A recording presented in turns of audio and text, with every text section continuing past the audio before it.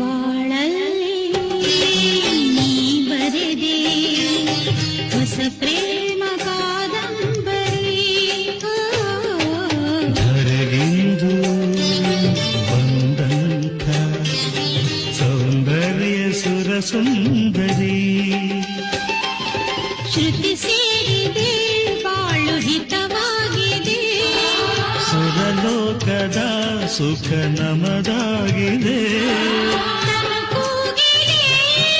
ಮನ ಆಡಿದೆ ಎದೆ ಕೋಗಿಲೆ ಇದೋ ಹಾಡಿದೆ.